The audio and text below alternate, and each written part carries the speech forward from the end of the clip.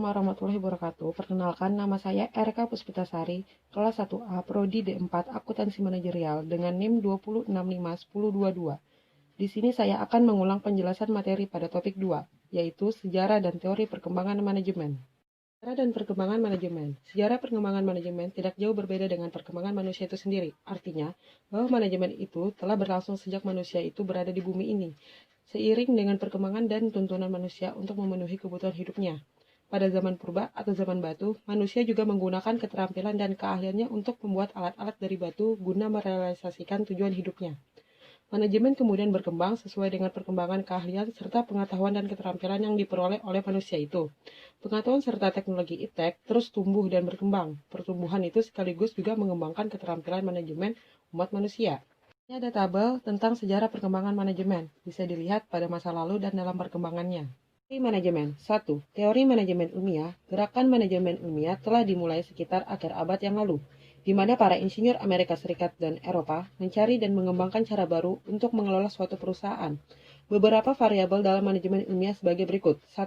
Pentingnya peranan manajer dalam menggerakkan dan meningkatkan produktivitas perusahaan. 2. Pengangkatan dan pemanfaatan tenaga kerja dengan persyaratannya. 3. Tanggung jawab kesejahteraan pegawai atau karyawan. 4. Kondisi yang cukup untuk meningkatkan produktivitas kerja, lingkungan sangat berpengaruh. Manajemen ilmiah itu fokus dengan perusahaannya saja. Manajemen ilmiah, menurut Frederick Taylor, tahun 1856 sampai 1915. 1. Penerapan metode ilmiah pada studi, analisa, dan pemecahan masalah-masalah organisasi. 2. Seperangkat mekanisme atau teknik untuk meningkatkan efisiensi kerja organisasi. 3. Prinsip dasar penerapan pendekatan ilmiah pada manajemen yaitu A. Pengembangan metode-metode ilmiah dalam manajemen. B. Seleksi ilmiah untuk karyawan. C. Pendidikan dan pengembangan ilmiah para karyawan. D. Kerjasama yang baik antara manajemen dan karyawan. Pengembangan manajemen ilmiah. 1. Teknik-teknik efisiensi menyebabkan kegiatan dapat dilaksanakan lebih efisien. 2. Seleksi dan pengembangan ilmiah karyawan menimbulkan kesadaran pentingnya kemampuan dan latihan untuk meningkatkan efektivitas karyawan. 3. Desain kerja mendorong manajer mencari cara terbaik pelaksanaan tugas, yaitu mencari cara terbaik melalui analisa. Keterbatasan. 1. Kenaikan produktivitas sering tidak diiringi kenaikan pendapatan. 2. Perilaku manusia bermacam-macam menjadi hambatan. 3. Pendekatan rasional hanya memuaskan kebutuhan ekonomis dan fisik, tidak memuaskan kebutuhan sosial karyawan. Kebutuhan sosial karyawan seperti bersosialisasi antar karyawan. 4. Manajemen ilmiah mengabaikan keinginan manusia terhadap kepuasan kerja. Teori manajemen klasik. Teori ini berfokus kepada usahawan, industri, dan masyarakat. Awal sekali ilmu manajemen timbul akibat terjadinya revolusi industri di Inggris pada abad 18. Para pemikir tersebut memberikan perhatian terhadap masalah-masalah manajemen yang timbul, baik itu di kalangan usahawan, industri, maupun masyarakat. Henry Fayol, 1841-1925. Henry Fayol mengarang buku General and Industrial Management, membagi kegiatan dan operasi perusahaan ke dalam 6 macam kegiatan. 1. Teknis atau teknikal, produksi, hanya memproduksi barang. 2. Dagang atau komersial, beli, jual, pertukaran, kegiatan pembelian bahan mentah dan menjual hasil produksi. 3. Keuangan atau finansial, pencarian dan penggunaan optimum atas modal, berusaha mendapatkan dan menggunakan modal perusahaan. Perusahaan peroleh modal dari internal seperti menjual produk, itu pendapatan, dan peroleh modal dari eksternal, pinjaman dari bank atau investor. 4. Keamanan atau security, perlindungan harta milik dan manusia, melindungi pekerja dan barang-barang kekayaan perusahaan. 5. Akuntansi, pencatatan dan pembukuan biaya hutang, biaya-biaya, keuntungan, dan neraca, serta berbagai data statistik. 6. Manajerial yang terdiri dari fungsi manajemen. 14 prinsip manajemen Fayol. 1. Pembagian tugas, adanya tanggung jawab. 2. Wewenang manajer, ada wewenang, ada pertanggungjawaban. 3. Disiplin, disiplin itu penting dan berkaitan dengan wewenang. 4. Kesatuan komando, menerima perintah dari satu atasan saja untuk supaya jelas bertanggung jawab dengan siapa. 5. Kesatuan dalam pengarahan, dalam segala kegiatan organisasi harus menuju ke tujuan organisasi. 6. Kepentingan individu di bawah kepentingan umum. 7. Imbalan, pembayaran gaji yang adil sesuai dengan tanggung jawab, divisi, tingkat pendidikan. 8. Sentralisasi, harus memiliki pusat, wewenang berada di pusat. 9. Hierarki, mengharuskan perintah dari atas ke bawah. 10. Susunan, bersusun dari atas ke bawah. 11. Keadilan, mengkoordinasi karyawan harus adil. 12. Stabilitas staf, perputaran karyawan harus stabil. 13. Inisiatif, pimpinan harus pintar memberikan inisiatif atau ide-ide. 14. Semangat korps atau kesatuan, Sikap pegawai harus punya rasa senasib dan sepenanggungan. 3. Teori perilaku organisasi merupakan pengembangan dari aliran hubungan manusiawi. Prinsip dasar perilaku organisasi. 1. Manajemen dipandang sebagai suatu proses teknik yang ketat.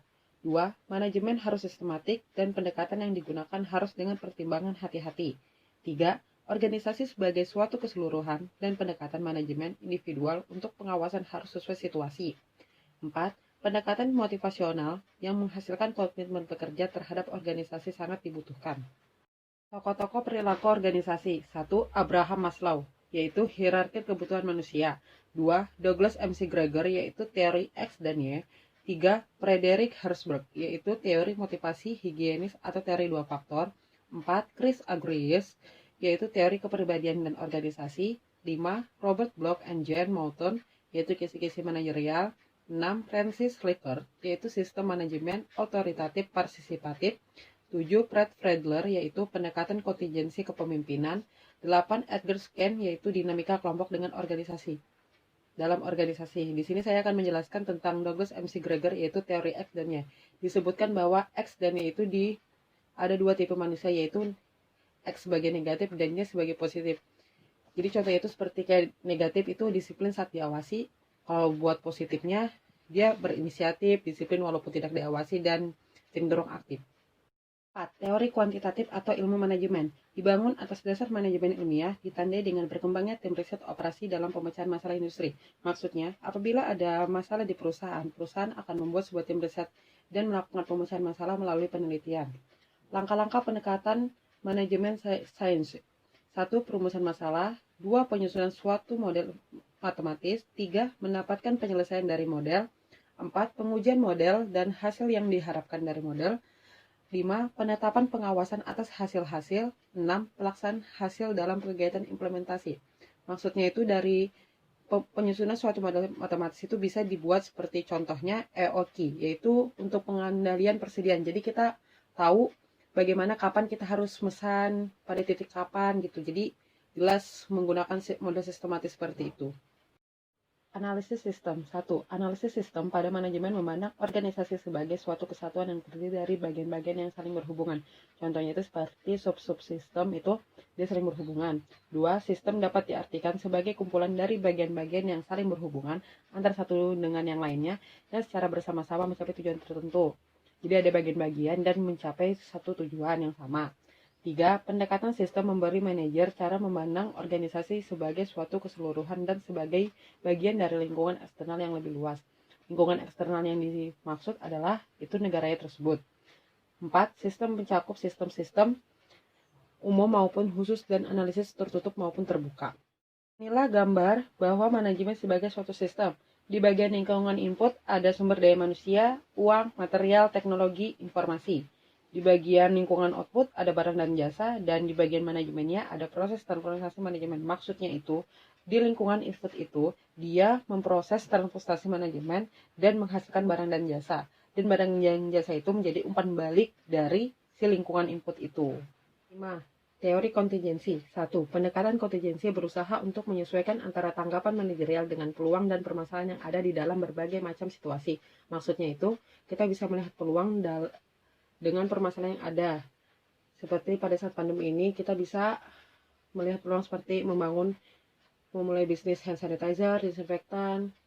2. Dalam pendekatan ini yang dicari bukanlah cara-cara terbaik untuk mengatasi situasi tersebut, melainkan berusaha membantu manajer untuk dapat memahami perbedaan-perbedaan situasional tersebut dan menanggapinya dengan cara-cara yang tepat. Maksudnya itu, kita mencari solusi yang tepat bukan yang terbaik, karena tidak semua yang orang menganggap yang terbaik adalah yang terbaik baginya. 3. Pendekatan kontingensi lebih banyak memasukkan unsur lingkungan dalam melihat berbagai permasalahan. Lingkungan itu adalah lingkungan sekitar. 4. Pendekatan kontingensi mencoba memformulasikan kondisi tersebut sehingga manajer dapat mencarikan jalan keluar dari permasalahan yang ada. Manajemen hasil dikemukakan Peter Drucker di awal tahun 1950-an. Manajemen by objektif memusatkan perhatian pada hasil bukan perilaku yang diperlihatkan oleh karyawan. Yaitu maksudnya seperti kayak pada manajemen hasil ini dia tidak memperdulikan apa sikap karyawannya. Dia berfokus pada hasilnya. 4. Tahap dari program manajemen by objektif. 1. Membicarakan tugas dan hasil apa yang dibutuhkan. 2. Menyetujui pelaksanaan jangka pendek. 3. Berkumpul secara periodik untuk membahas tujuan, contohnya seperti diadakannya rapat. 4. Mengevaluasi hasil kerja bawahan dan menentukan tujuan baru. Keburukan manajemen by objektif. 1. Untuk beberapa tugas, MBO sulit menentukan tujuan yang tepat. 2. MBO hanya akan sukses jika semua pihak mau berpartisipasi. 3. MBO seharusnya tidak dipandang sebagai penyelesaian untuk semua masalah manajemen. 4. Tujuan-tujuan itu seharusnya logis dan mudah diukur. Dan dari saya, terima kasih. Wassalamualaikum warahmatullahi wabarakatuh.